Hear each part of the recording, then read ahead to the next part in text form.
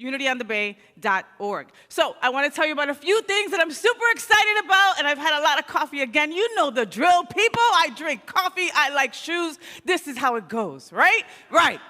So the great Martin Luther King Jr. said, life's most persistent and urgent question is, what are you doing for others? Think about that. So I want to ask that. And I want you to ask yourself that right now. What are you doing for others? So starting on August 4th, we have created several outreach and volunteer opportunities that you can be a part of. We urge you to move beyond yourself and help out, help others. These range from helping us get supplies to families in need, to distributing food to those who really need it right now. We call it the Week of Generosity and Outreach. Please go to our website, unityonthebay.org, and get more details. I know that you'll receive more from this than you will give, and it is the spiritual law. Do for others. Now, mark your calendars, because on August 3rd, we have an 8-week master-level course starting that helps you break through the barriers that keep us from living a rich lifestyle. Who wants to live a rich lifestyle? Yes, cha-ching, cha-ching, cha-ching. It's not all about money. It's about being just rich in general in every part of your life, you know? It's about career, relationships, and of course, health too. It's called Absolute Abundance Flight, and it's an online course with Reverend Juan. It's fun, interactive, and mainly powerful. It's free to enroll, so just head on over to our website and look for Absolute Abundance. Space is limited, so sign up immediately, all right? And now, without any further ado, help me welcome Reverend Christopher Jackson. You're the only person I know, Faye, other than my mother, God rest her soul, who calls me Christopher. But good morning, everybody. I'm really grateful for all of you who are in the room. Those of you that are joining us online this morning, welcome to everybody. If this is your first or second Unity on the Bay experience, I invite you to take a moment to look at the screen below you.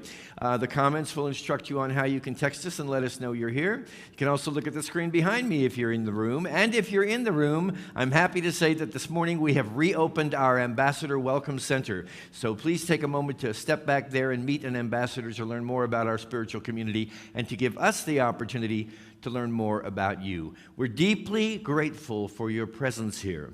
I believe that everything in your life has conspired on your behalf to bring you to this place, to this moment, and to the experience that we're about to share together.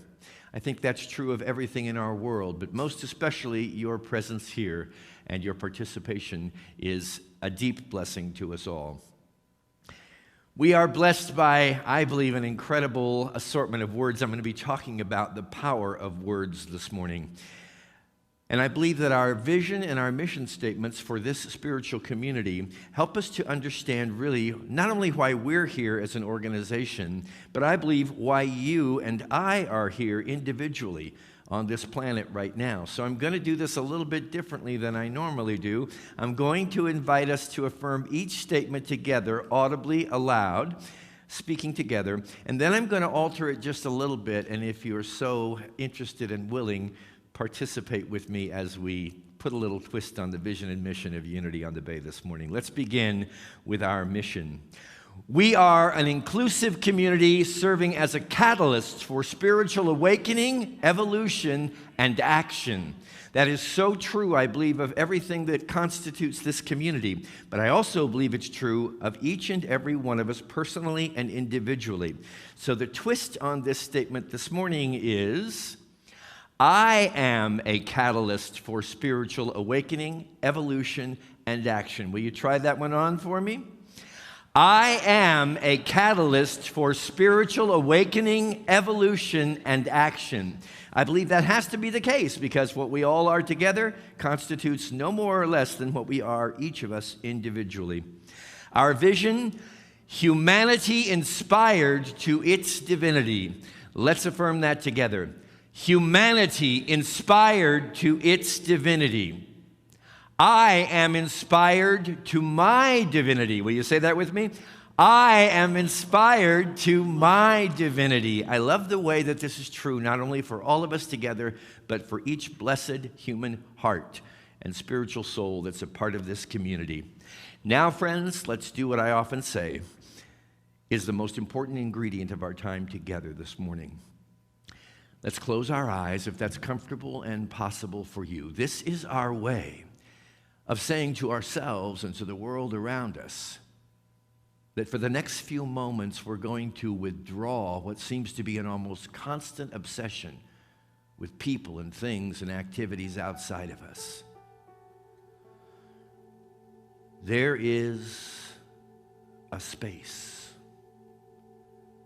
a state of mind and heart and consciousness within you that is right now in this moment, ever and always, supplying everything that you need to live a happy, fulfilling, peaceful, and successful life. Today is a wonderful day to end the search, the quest, the seeking outside of ourselves for that which can only be found at the center of our soul, in the depths of our being. The wonderful understanding about this state of consciousness is that it never leaves you. Jesus told us that the kingdom of God is within us. Take that in for yourself right now, in this moment. The kingdom of God, all that you could possibly imagine or ever desire, you already have. The key component is your own belief. Say silently to yourself, I believe in the presence of God within me. I believe that presence supplies my every need. I know that presence is available right here and right now. And embracing it, I experience peace and rest and certainty and clarity and power and strength to do all that is mine to do in this world of time and space. For I have made the choice to surrender the search, to end the quest, and to find the longing of all of my heart's desires within me now. To that aim, we dedicate and consecrate this experience that we're about to share together. And we do it in the name and in the nature of all that is sacred and beautiful and holy. And that, dear friend, is everything. Amen. Thank you, Reverend Christopher. Faye, you're going to start a trend. Unity on the Bay, let's welcome to the stage right now my dear Pisces sister, LeNora Jaye. Yay, LeNora Jaye.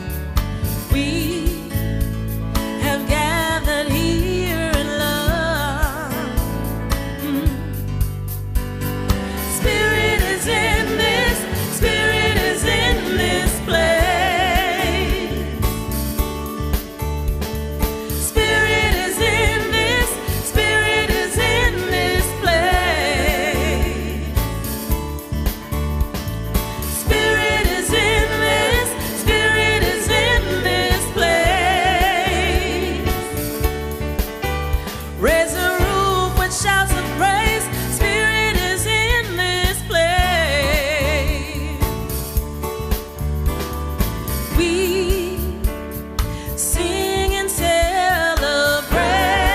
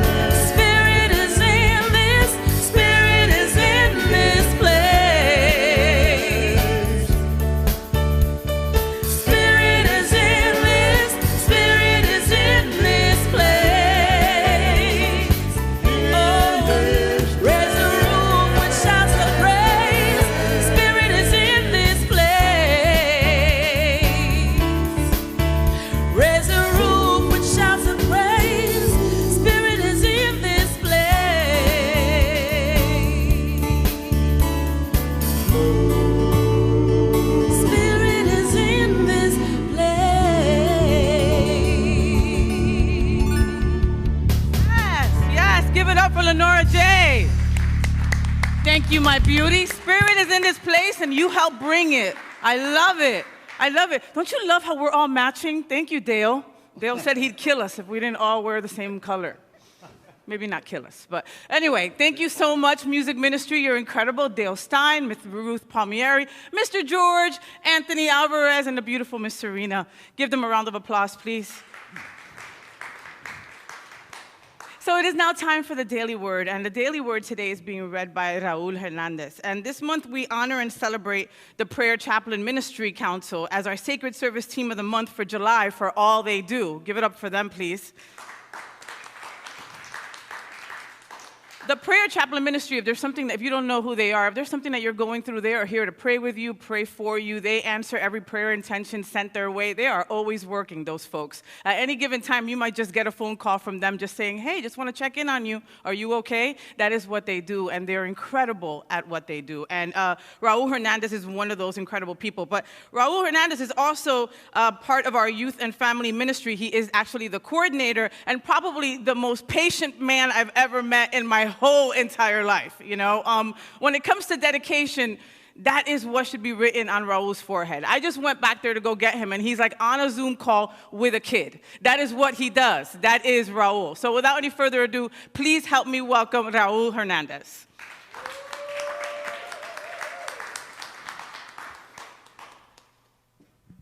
Good morning. Thank you.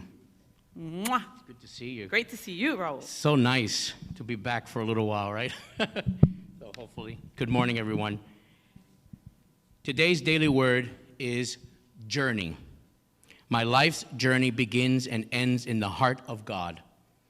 I feel excitement at the beginning of a journey, thinking about the adventures, the beautiful sights, and the fascinating people I will find at my journey's end. Even as I look forward to reaching my destination, however, I remain alert, open to the adventures and insights that await discovery along the way. My faith tells me that my spiritual journey began in the heart of God, long before my human birth. In childhood, I looked outward, longing for the adventures that would become waypoints on my journey to maturity. Now, I journey inward, longing for the spiritual home I never really left. I am learning that even the most ordinary day can become an opportunity to realize that the heart of God is present everywhere. And from Psalms 121, verse 8, the Lord will keep your going out and your coming in from this time on and forevermore.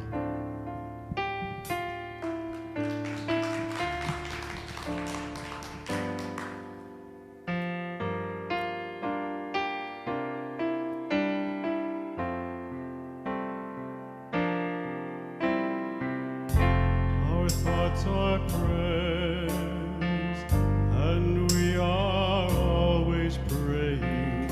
Our thoughts are prayers. Listen to what you're saying. Seek a higher consciousness, a state of peacefulness. And know that God is always there.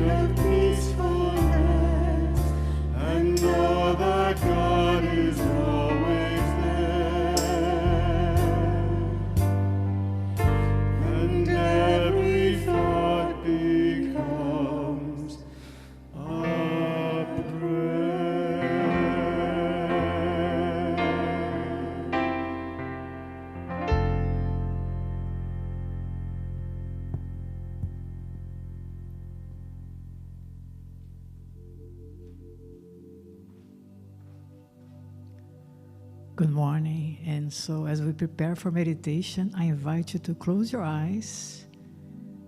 Make yourself very comfortable in the chair that you're sitting. Take a deep breath. Breathe in, hold it, and breathe out.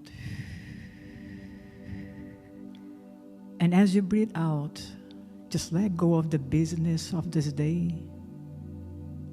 Let go of your thoughts about the future and the past.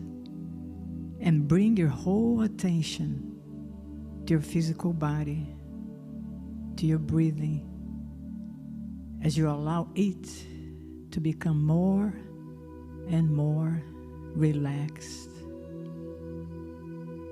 And so I invite you to focus of your attention in the muscles of your body,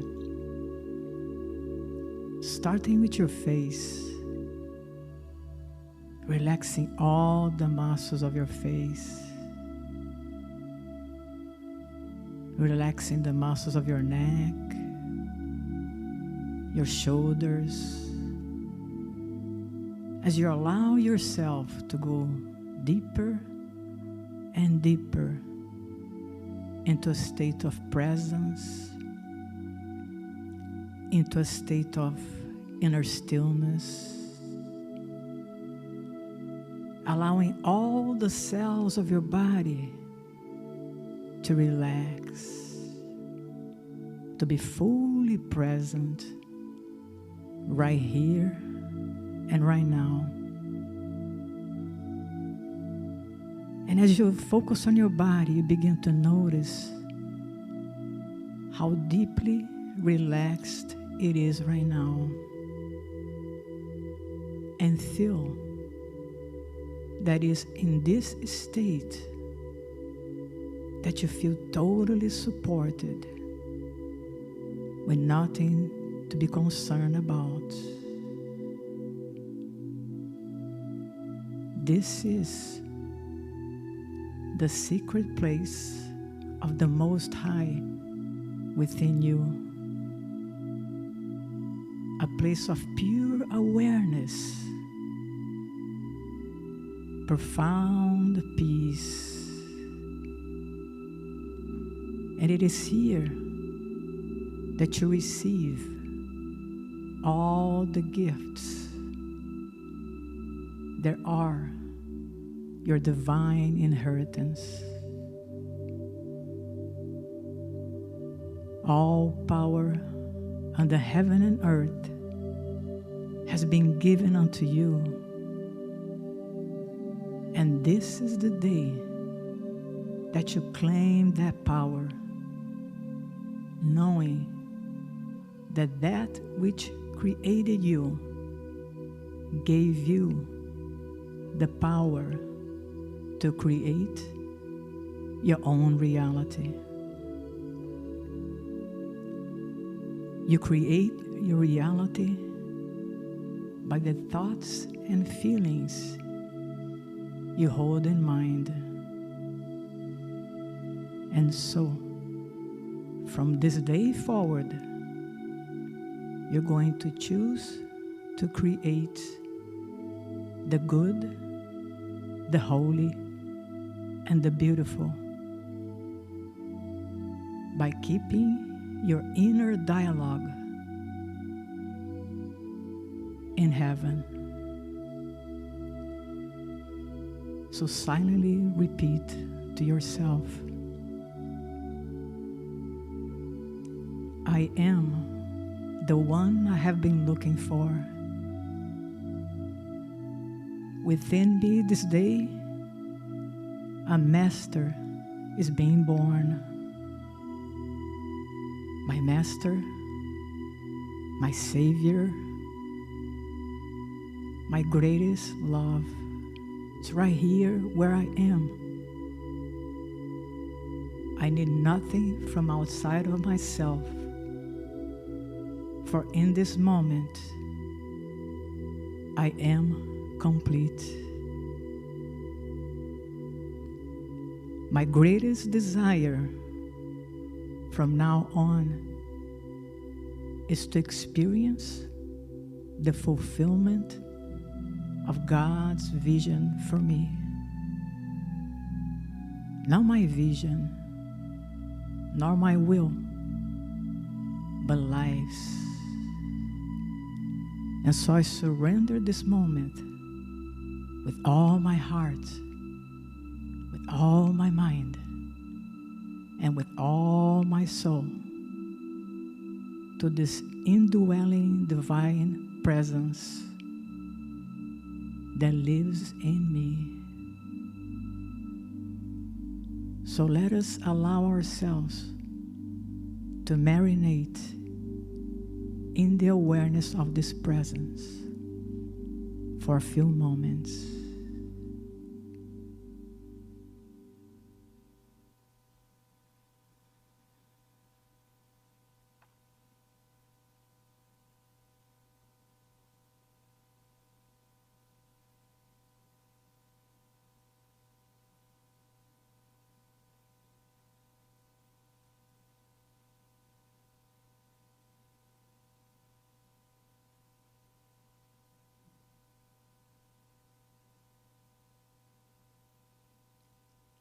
How wonderful it is to know that everything I could possibly need, my safety, my security, my love, my abundance, is fully present right here and right now. I stand on holy ground. I have everything I could possibly need and more, if I just believe. So I invite you today to believe in yourself and to trust that wherever you are, God is, and there's nothing to be concerned. With your heart filled with joy, filled with confidence, allow yourself to come back to this room, being aware of your body, being aware of your surroundings, allowing yourself to awaken from this wonderful experience of communion with the divine. And whenever you're ready, you can open up your eyes.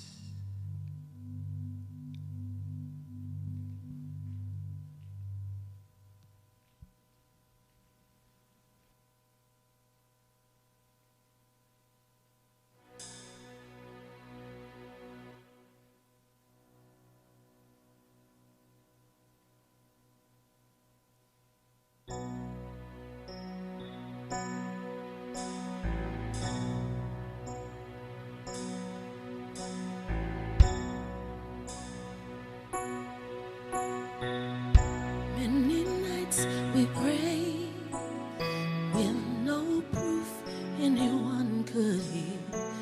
In our hearts, a hopeful song we barely understood. Now we are not afraid, although we know there's much to fear. We were moving mountains long before we knew we could. Oh, there can be miracles when you believe. Though hope is frail, it's hard to kill. Who knows what miracles you can achieve when you believe? Somehow you will when you believe.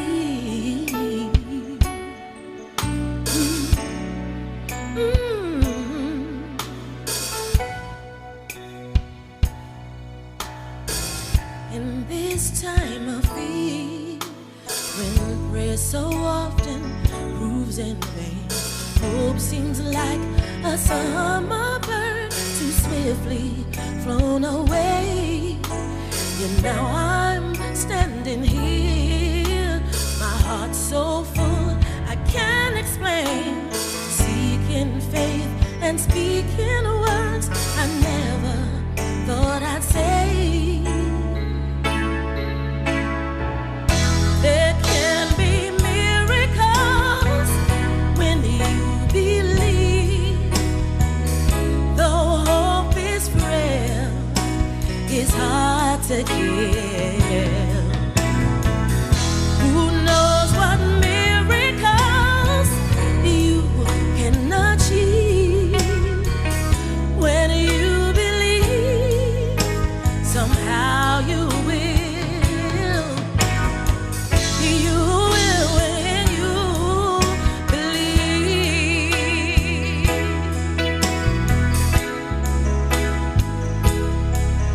They don't always happen when you ask, and it's easy to give in to your fears. But when you're blinded by your pain, can see the way, get through the rain. A small but resilient voice says help is very near. Miracles,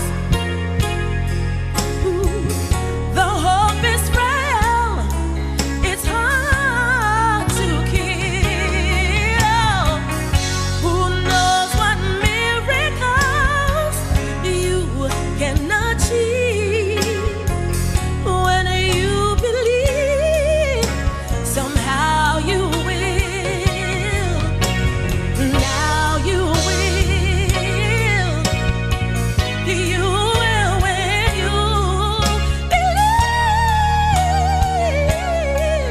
Oh, you will when you believe.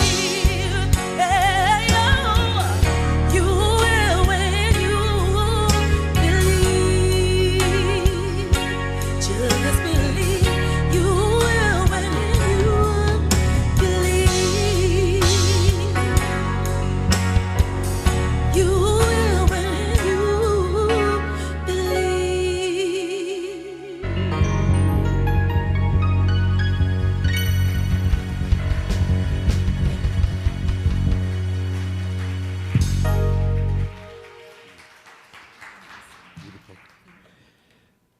Thank you so much, LeNora. You know, that's a very powerful lyric, is it not? Just throw the question out to you before I get started here. Do you believe that what you believe becomes your experience? I think that's the correct answer. This is a line you've heard me deliver many times from this platform. And I am delivering it again because I believe so wholeheartedly in it. It's these words.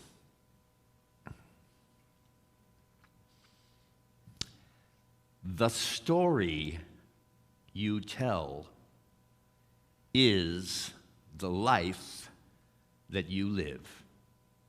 And actually, that lyric ties in well with it because the story that you tell is typically a representation of what you believe in.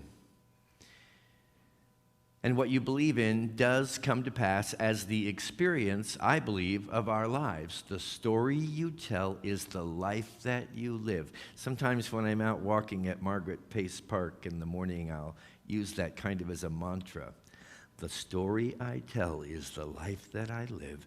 The story I tell is the life that I live. And of course, we all recognize then, based on the premise of that statement, that it's important to be aware of what story we're telling. And sometimes we tell stories that are true.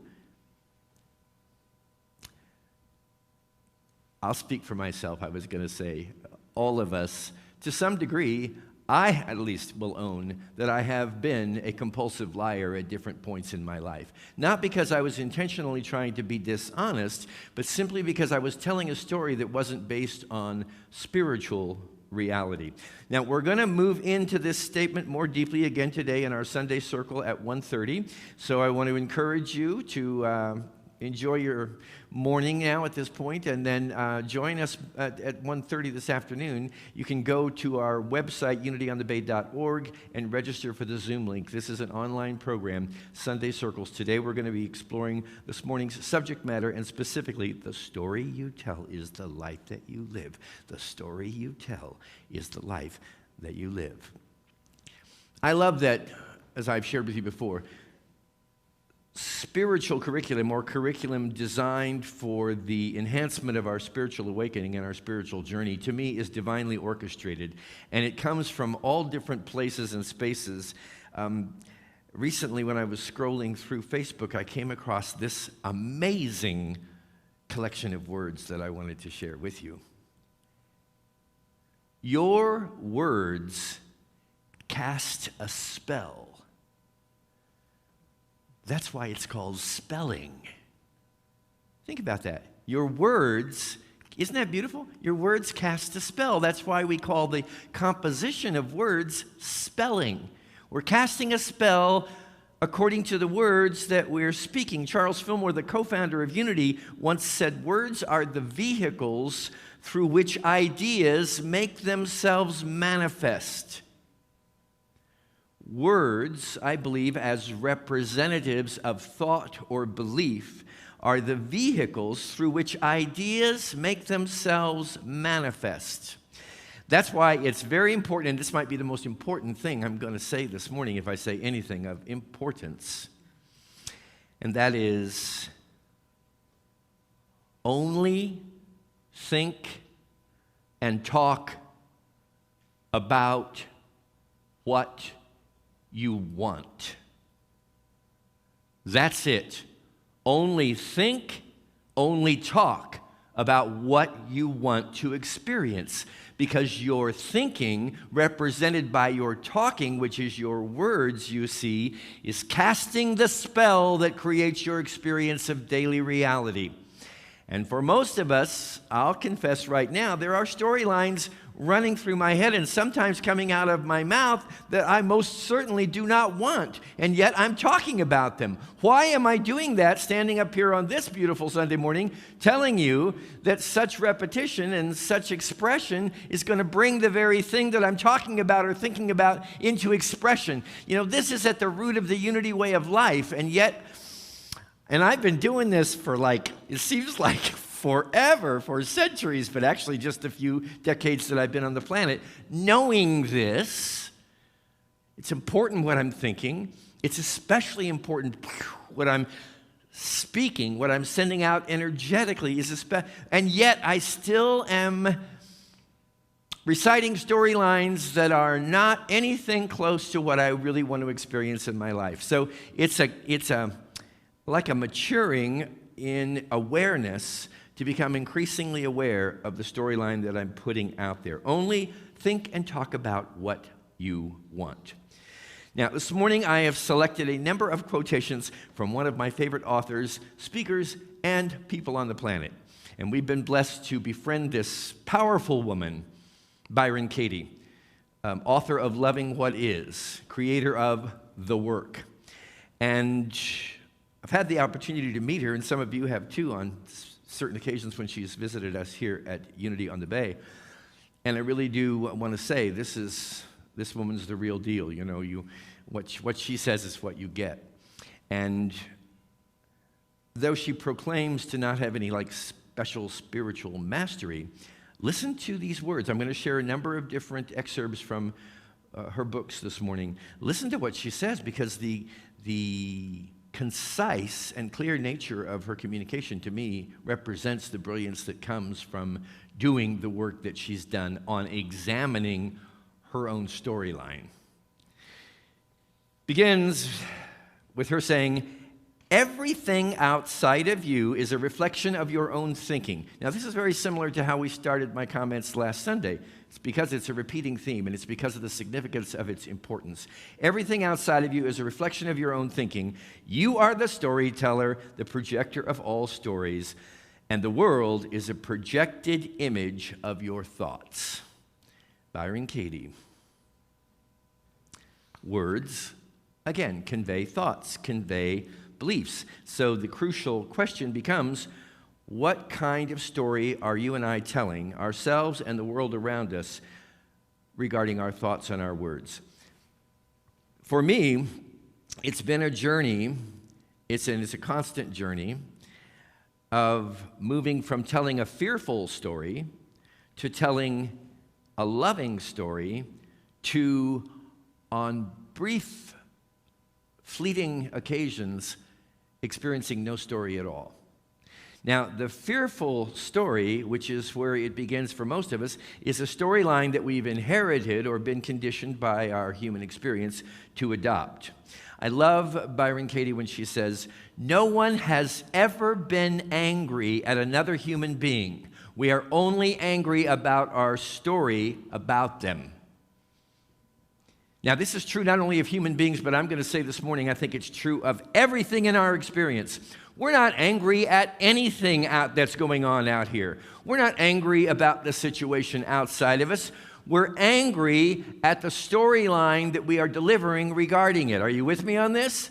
I'm not angry at anybody out here. I'm not angry at anything that's going on out here. I'm angry at the storyline that I myself have adapted and adopted to apply to what's going on out here.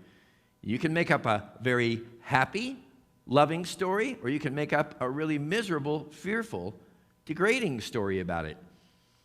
We are the storytellers, and according to our story, we're projecting our experience of reality.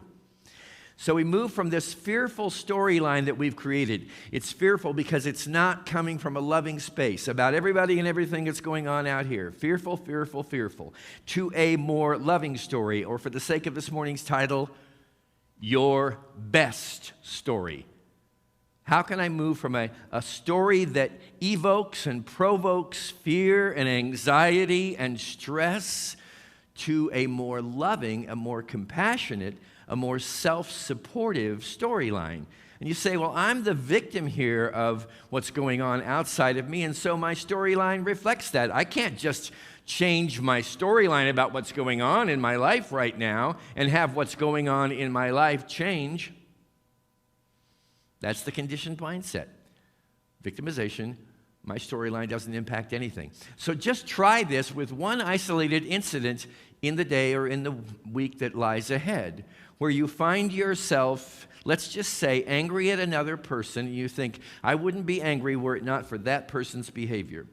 And say, okay, I'm going to remember what we talked about on Sunday morning and realize I'm not angry at that person. I'm not angry at what they did. What I'm angry about is the story that I have made up in my own mind. And oftentimes it sinks into the depths of our heart because it becomes so passionate. We believe that storyline so much. And we have the ability to back off and say, wait a minute, I'm going to change this into a loving story. Now, Byron Katie says these wonderful words about the creation of a loving story. She says, everything happens for me, not to me. Now, the moment that you realize that, everything is happening, this is a storyline. The moment you take on that storyline, you begin to realize people are not doing things to me. People are not being callous and careless in my presence. People are working on my behalf to help me recognize the power that I have to create and live from my own storyline. Now, once we move our life experiences, and this for me is ongoing and been occurring now for many years, where, I identify a fearful story. I do my work. I gravitate to a more loving story. Now, I'm just beginning to catch glimpses of this space in which there is no story. The space in which I am free of commentary, most especially derogatory commentary about anything. I lose the storyline. It's not good, it's not bad, it's not fearful, it's not loving. I remove the storyline. You see, the storyline is what creates the finite experience of your life. And as a spiritual being, you're beyond all that. Byron Katie says, gratitude is what we are without a story. If you can completely eliminate the storyline, fearful, loving, whatever it is, and have no storyline, now you're going to be able to experience gratitude that wells up from the center of your heart because you're not telling any stories about reality as it is appearing out here. No storyline, freedom. This is a gradual process. Fearful stories we've been telling about ourselves to loving stories to no story at all. Byron Katie goes on to say, you are what exists before all stories. You are what remains when the story is understood. You are what exists. You are the isness. You are the pure being of this life experience. And once you begin to gradually free yourself of all storylines, the more you recognize this. Katie goes on to say, the worst thing that has ever happened is an uninvestigated thought. You either believe in your stressful thoughts or you question them. There's no other choice. And then she gives us a wonderful recipe that I'm going to share with you in just a moment. But first of all, I wanted to do this work for myself. I wanted to look at some storylines that I have lived a lot of my life out of, that I believe are now rapidly becoming expired storylines. And there's no one of us in the room, so long as we're continuing in the profession of being a storyteller, that isn't telling a few expired storylines.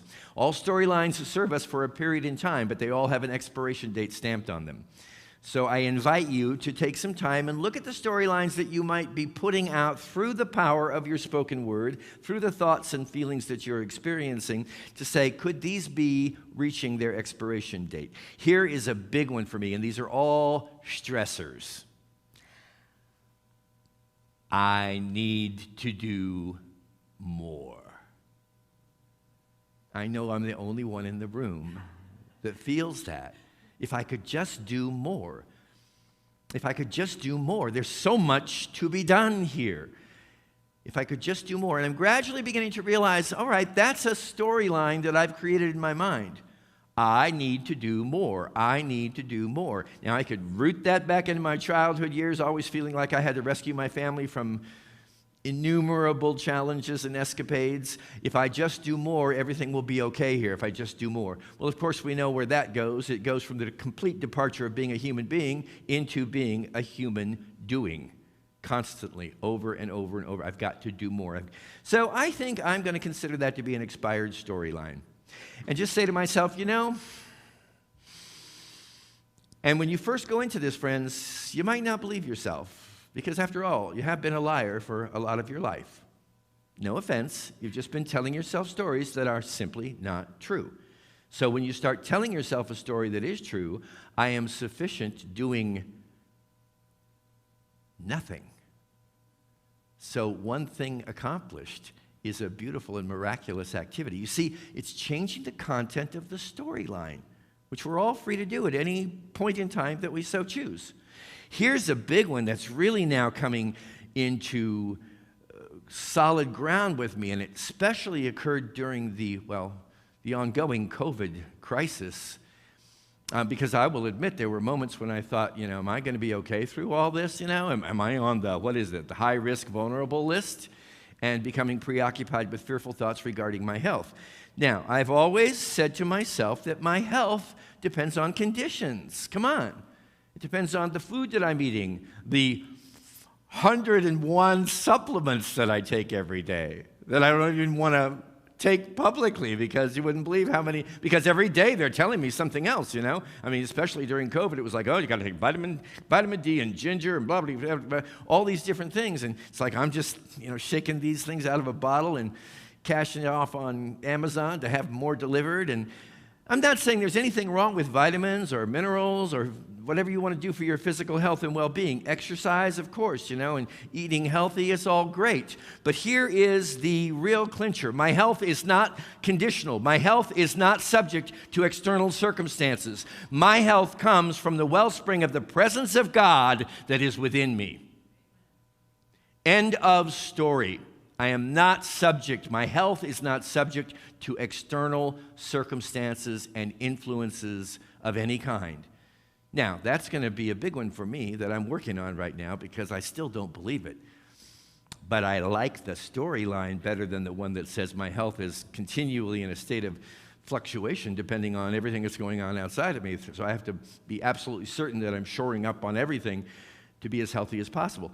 It's not that you can't do both, but where is my faith rooted? Is my faith rooted in the understanding that health is a state of existence that comes from my alignment and understanding with the spiritual reality that's within me? God is my health. I can't be sick, to quote the prayer of faith. Hannah Moore Kohas. Many, many years ago. Great storyline. Here's another one. My wealth is limited and vulnerable. My wealth, and let's just use for the time being financial wealth. My wealth is limited.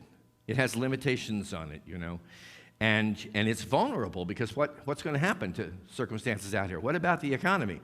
There's been a lot of shakeup around the economy and the dependability and how much we can trust the economy, as opposed to the same thing. Where's my wealth coming from? Is it coming from people and circumstances out here?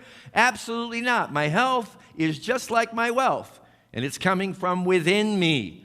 All good, everything you need in life is coming from within me. It is not coming from anything outside of me. Here's one I think that, not to be presumptuous, but we probably all have told this storyline a time or two because it's so pervasive in our society, in our culture. There is definitely something wrong with me. Oh yeah, definitely something very, very wrong. I fear I may be broken. Somehow I am broken. Something wrong with me. Isn't that part of the conditioning that we've all received for years and years and years? There's something wrong with you, and if you look hard enough, you'll find the solution to what's wrong with you, and once you find it, you must adopt it, and you must improve yourself. Why should you improve yourself? And again, there's nothing wrong with self-improvement, but improve yourself to repair your damaged goods, improve yourself to, in some way, become better than you already are, when what you already are is a perfect child of God, of the infinite. Here's a big one. I'm going to be perfectly honest, I've been experiencing this as a resident of the ninth story of my condominium, which is not on the water, it is in the water. If you know where I live, I am in the water. This building that I live in was built on a landfill. And the thought that has entered into my thinking, and it's not new in this current situation that we're facing in Miami, I'm in potential danger. I'm in potential danger. Now, that is a thought that I have accepted and built into my storyline at different points along the way, whether it has to do with living on the 9th floor of a condo or any inestimable number of other circumstances that can make me feel as though I'm in potential danger, as opposed to God is my safety. You see, we take these ideas in and we let them, I like the word Angela used, marinate. It's a beautiful word. We let them marinate. I'm not in any potential danger here at all. My safety comes from God. My security comes from Spirit. And finally, not that I've ever had a problem with this one, I am concerned about other people's estimation of me. I am concerned about what other people think, when, as we often have heard, what other people think is absolutely, positively none of my business. Can I create a new storyline that says what I think of myself is far more important to me than what anyone else thinks of me? And interestingly, what other people think of me oftentimes is impacted by what I think of myself. Have you noticed this? That the higher I'm able to raise my own self-esteem and appreciation, the more people lay off giving me a hard time about that. They find it in me as well. Why is that? Of course, as we began this whole discourse this morning, everything out here is just a reflection of what's going on in here. So let's talk just briefly as we wrap this up about the premise that Byron Katie approaches the creation of a new storyline with. She says, anytime you're experiencing a stressful thought, I'm in potential danger, my health and well-being is at risk, whatever it might be stirring up that sense of insecurity or that sense of fear or concern, ask 4 questions. And I know a lot of you are already quite familiar with these 4 questions, but they are loaded.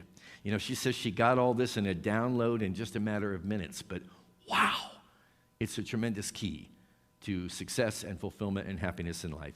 The 4 questions of Byron Katie's work. Is it true? Are you sure? How do you react? And who would you be without that thought? So let's take this just for a moment. Let's just go back and find one of these things that I've been dealing with. I need to do more, because that's always a big one with me. I need to do more. Hardest thing in the world for me to do is nothing. And it's also one of the most beneficial things you'll ever do. I need to do more. Is it true?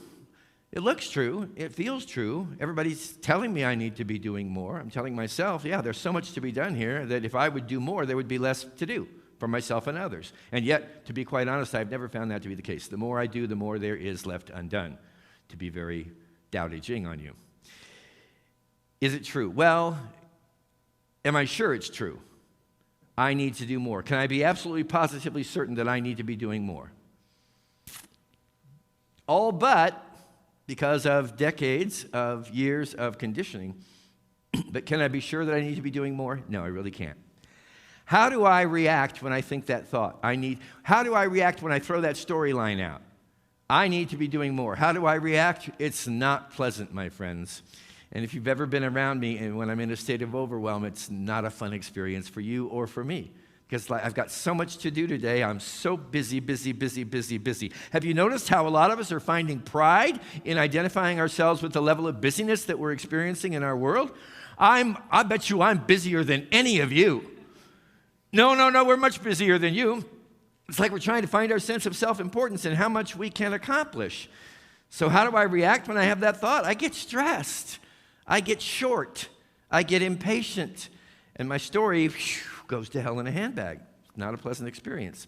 Who would I be without that thought? I need to do more. Who would I be without that? Oh, wow. If I didn't think I needed to do more and I could really be content with whatever I accomplish in a day, in an hour, in a month, in a year, I really think it's a big enough one for me that I could be the happiest person on the planet. Pretty easily. And finally, she says there are these lovely little things called turnarounds. A lot of you are familiar with this, but we're pulling it out of the closet, dusting it off so that we can remember the significance of this way of being. Turn it around. I need to do more. A turnaround would be, I don't need to do more. A turnaround could be, I don't need to do anything. You know, I need to do something is very, very different from I want to do something.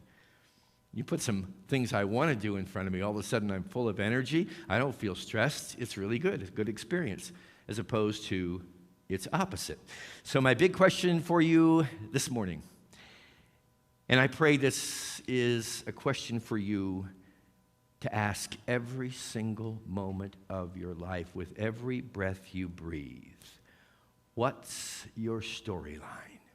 What's your storyline for the rest of this day? What's your storyline for the week upcoming? What's your storyline for the next year? What's your storyline for the next 5 years? What's your storyline for your life? And tell in every moment to the best of your ability the most wonderful story you can tell, my friends. The story you tell is the life that you live. Tell a story of faith. Tell a story of empowerment. Tell a story that lays down some of these false ideas, these expired storylines that aren't serving you anymore. And pick up, you can make up any storyline you want. And guess what? You already have. You've made it up from the very beginning, from the moment you arrived on the planet. I'm creating a storyline. Maybe you were unconscious of it, but now you're waking up. This is what spiritual awakening is all about, realizing that we are entitled to tell the story that empowers us, to tell the story that allows us to be powerful in the world, in sharing, in loving, in transforming the experience of a storyline that is no longer working for us into a storyline that works not only for you, but for every single one of your brothers and sisters on this planet.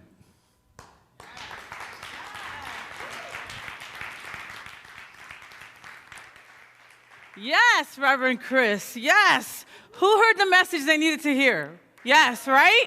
Folks at home, mind blown, Reverend Chris. Every single week, mind blown, okay? Mind blown. The story I tell is the life that I live.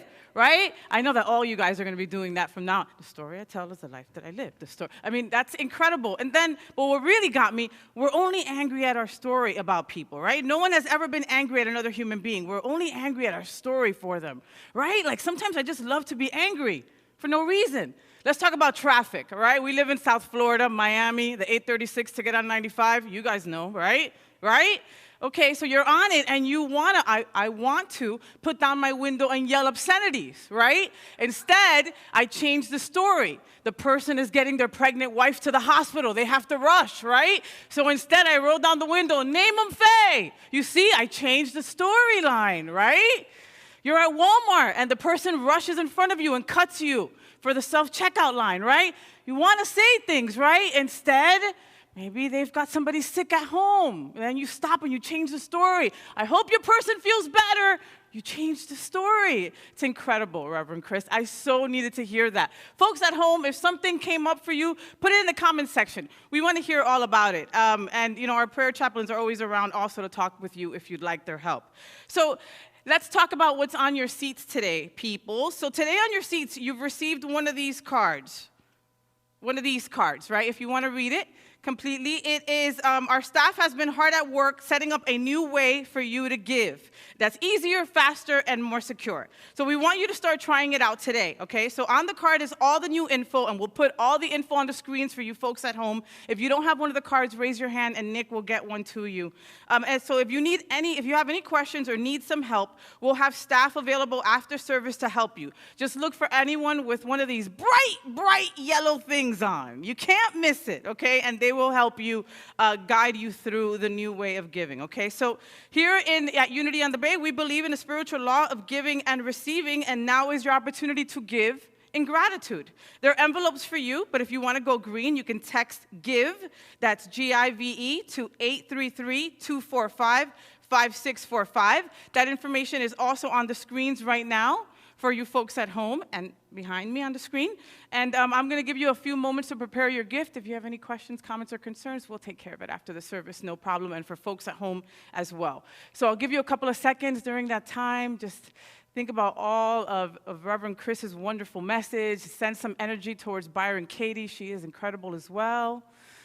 And I'll ask you to put your hand or your gift to your heart, and we'll bless these gifts together.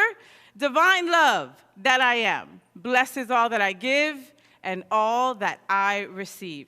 So for our children that are in their kids zone right now this morning, we're going to take a moment to bless them as well. So let's get our hands together.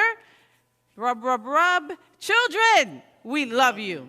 We bless you. We appreciate you. We behold the Christ in you, and we see you doing great things. Remember that we're here to pray with you, so just find any of the prayer chaplains. I'm going to invite the prayer chaplains to come on up right now.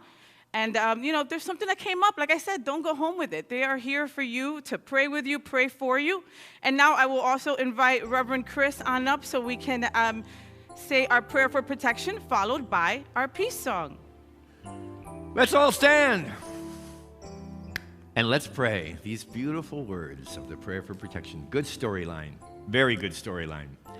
The light of God surrounds us. The love of God enfolds us. The power of God protects us. The presence of God watches over us. Wherever we are, God is, and all is well. And they lived happily ever after. Let's sing our peace song.